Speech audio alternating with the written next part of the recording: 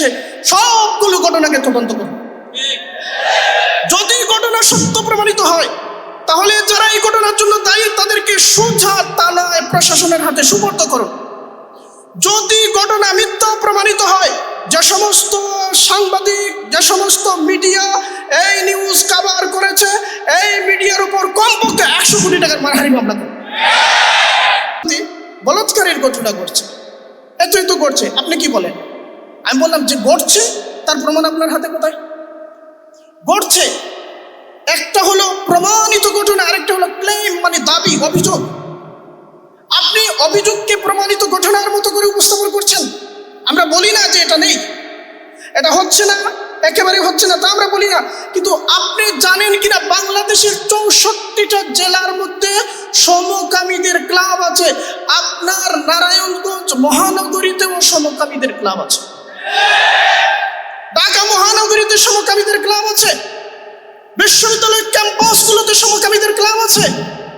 এবং এগুলো গোপনে নয়, অনলাইনে গ্রুপ করা হয়েছে, সেগুলো প্রকাশ্যে উদযাপন করা হচ্ছে, সমস্ত কিছুকে আড়াল করা হচ্ছে এবং এমনভাবে উপস্থাপন করা হচ্ছে যে ওলামা মানেই সমকামী। ওলামার বিরুদ্ধে কারো কোনো ঝগড়া হলে সর্বপ্রথম যে গালিটা দেয় সেটা হচ্ছে তুই বলৎকার। এটা করা হচ্ছে কেন? এটা করা হচ্ছে ওই ওলামা শ্রেণী, তারাই কেবলমাত্র দিনের নাম করে জনগণকে উদ্বুদ্ধ করতে পারেন, তারাই কেবলমাত্র জনগণকে শাহাদাতের জন্য প্রস্তুত করতে পারেন, তারাই কেবলমাত্র জনগণকে আদর্শের বার্তা দিতে পারেন, তারাই কেবলমাত্র জনগণকে আখলাক এবং দুশ্চরিত্রতার মধ্যে পার্থক্য সৃষ্টি করে জনগণের সামনে দৃষ্টান্ত তৈরি করতে পারেন। হাজার বছর ধরে ওলামায়ে কেরাম এটা করে আসছেন। বিগত নির্বাচনের পরে মিডিয়া যেভাবে উপস্থাপন করছে, মনে হচ্ছে ওলামায়ে কেরাম সকল কাজ বাদ দিয়ে সবাই বলৎকারে লেগে আছে। এর পেছনে আন্তর্জাতিক ফান্ডিং আছে, খুঁজে দেখেন। এর পেছনে পরিকল্পনাকারী আছে, খুঁজে দেখেন।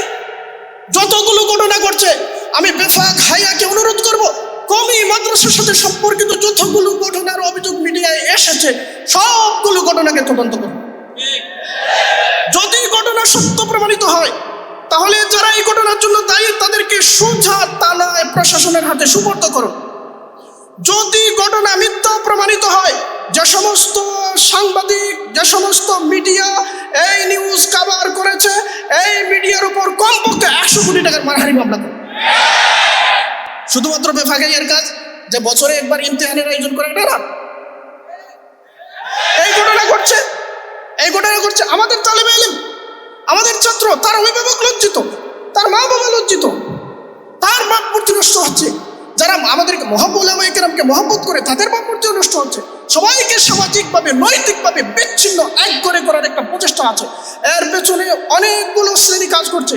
আমি যখন আসছি তখন একটা ঘটনা শুনলাম একজন থেকে,